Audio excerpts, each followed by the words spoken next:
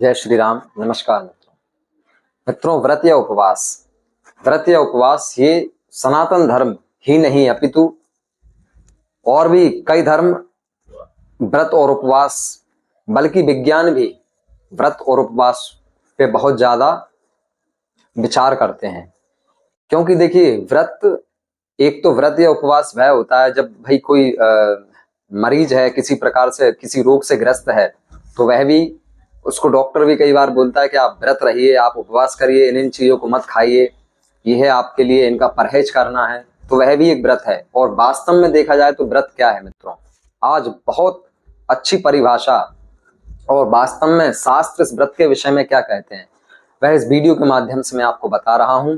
आप इस वीडियो को पूरा सुने, बिल्कुल ध्यान से सुने मित्रों, बहुत अच्छी बात आज आपको यहाँ से मिलेगी। आपसे निवेदन है, आप बस कुछ समय निकाल करके इस वीडियो को अवश्य सुने। तो मित्रों, व्रत क्या है? व्रत है प्रतिज्ञा। व्रत का अर्थ क्या होता है? प्रतिज्ञा, नियम। जैसे कि सत्यनारायण भगवान की कथा है, जो सनातनी हिंदू हैं उस धर्म के अंदर ये सत्यनारायण भगवान की कथा आप सब जानते हैं कि सत्यनारायण भगवान की जो कथा है वो कलयुग में कितनी प्रभावशाली है। ये स्वयं नारायण भगवान ने नारद जी को दी और ये मृत्यु लोक में आई। और मित्रों, आप सब जानते हैं इसका प्रभाव कितना बड़ा है इस कलयुग में। तो आप सब समझिए उस व्रत का प्रभाव क्या है, सत्यनारायण भगवान की व्रत कथा का नियम क्या है, उसकी प्रतिज्ञा क्या है।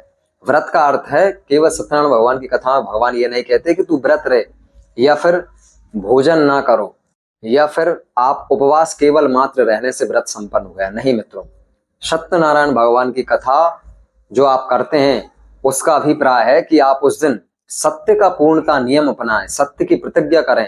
कम से कम उस दिन, जिस दिन आपने यह व्रत कथा करवाई है, जिस दिन आपने ये उपवास किया है, उस दिन कम से कम आपको दिन भर सत्य बोलना है।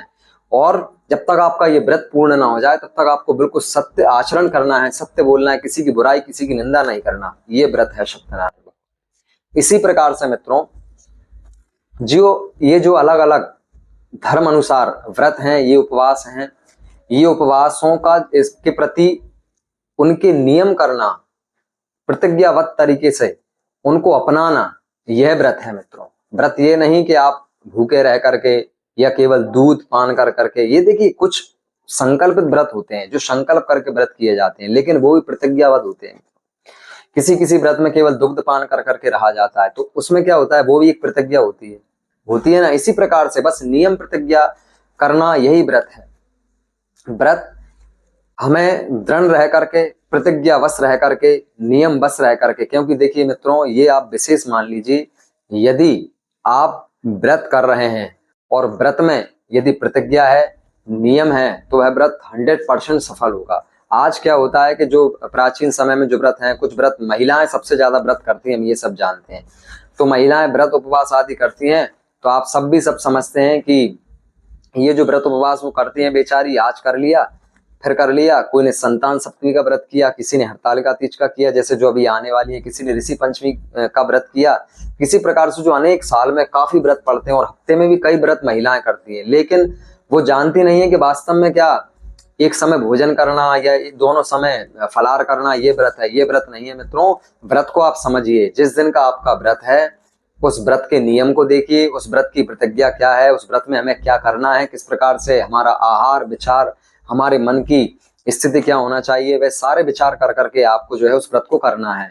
और वास्तव में देखा जाए तो व्रत जिस दिन हमारा रहता है उस दिन बस आप ये अपनाइएगा कि जिस दिन हमारा व्रत है उस दिन किसी का बुरा हमसे ना हो, किसी की बुराई हम ना सुने, किसी का बुरा ना करें, और किसी प्रकार से हम कुल मिला के किसी प्रकार की जो बुराइयां हैं इस संसार की, उन बुराइयों में उस दिन ना फंसे, झूठ ना बोले, सत्य का पालन करें। यही व्रत है मित्रों। और ये यदि आपने कर लिया तो आपका व्रत 100%। मित्रों, कलयुग में तो व्रत बहुत सर्वश्रेष्ठ है और व्रत करना बहुत श्रेष्ठ है, और व्रत करने मात्र से आपको फल प्राप्त हो जाता है।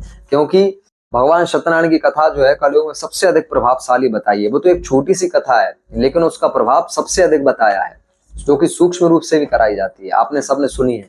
तो लेकिन उसमें क्या है, उसमें बड़ा क्या है? उसमें बड़ा यही है कि आपको सत्य का पालन करना है, सत्य व्रत धारण करना है, सही तरीके से आचरण करना है, बस यही व्रत है।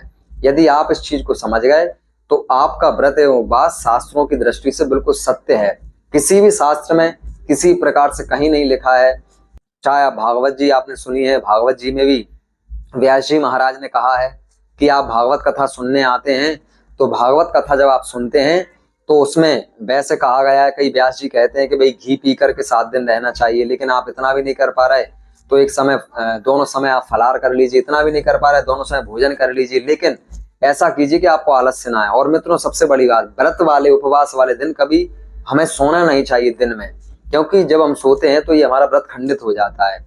इसलिए व्रत वाले दिन जो है दिन में नहीं सोना चाहिए, बस यही व्रत है। और सत्य बोलना चाहिए, सही तरीके से हमारे जीवन का आचरण जो है उस दिन हमें अपनाना चाहिए, और भगवान का चिंतन मनन भजन, मन में प्रभु का जाप उस दिन हमें जपना चाहिए। यही व्रत है, इस व्रत से अवश्य आपको सफलता प्राप्त होगी और आपका व्रत जो है उस दिन सिद्ध होगा। मित्रों आपको उस व्रत से 100% सफलता मिलेगी। तो शास्त्रों के अनुसार जैसी विद्या व्रतों की बताई गई है उसके अनुसार आप आचरण करें, व्रत को धारण करें, अवश्य आपको फल प्राप्त होगा।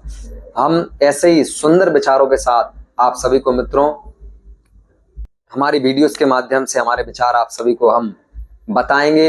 हमारे चैनल को लाइक एवं सब्सक्राइब अवश्य करें।